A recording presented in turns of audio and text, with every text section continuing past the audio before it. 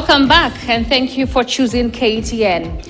Now, the 2027 general election bell seemed to be already ringing, and President William Ruto is keen to secure his 2027 re-election. Among the cards President Ruto hopes to use is inheriting the support base of his arch-rival Raila Odinga, with Mount Kenya seemingly shaky following the political events surrounding his former deputy Rigathi Gachagua's impeachment. But just how possible is it for President Ruto to successfully inherit Odinga's political base?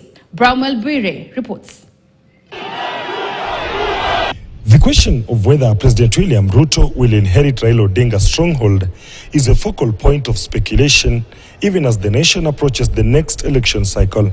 Ruto, having ascended to the presidency, has been keen expanding his influence in regions traditionally dominated by Odinga. Whereas the dynamic of Kenyan politics remain complex and deeply rooted in historical loyalties, Odinga's allies believe President Ruto may finally break the political jinx and inherit the opposition strongholds, but only if he'll go through Raila Odinga. Babako akitambaa na mtu ampatie bakora, huyo si ni rafiki na baba?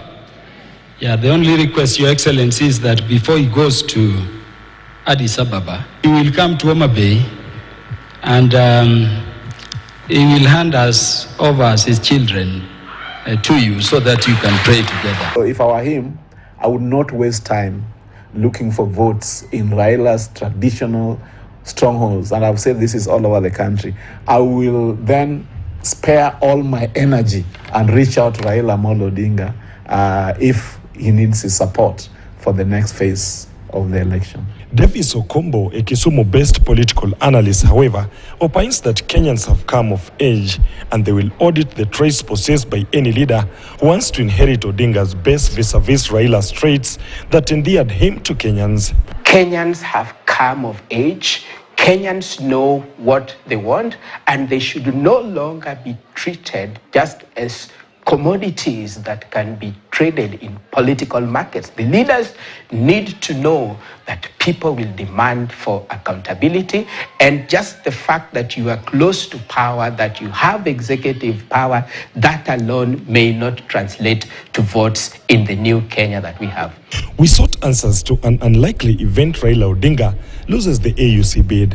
The analysts believe that will inevitably lead him to reevaluate his political ambitions and strategies for the presidency. The ODM party would like to one day offer leadership at the highest level of this country. So if in the unlikely event that he does not get into that position, his party remains intact.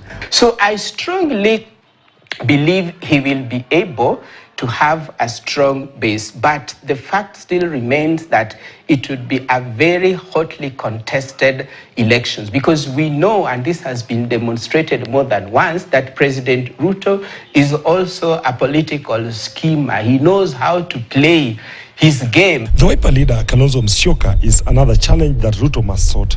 His loyalty to Odinga has earned him some respect, but it has also raised questions about his own aspiration. Will he continue to align himself with Raila, or will he seek to carve out his own path, especially if Raila's fortunes dwindled?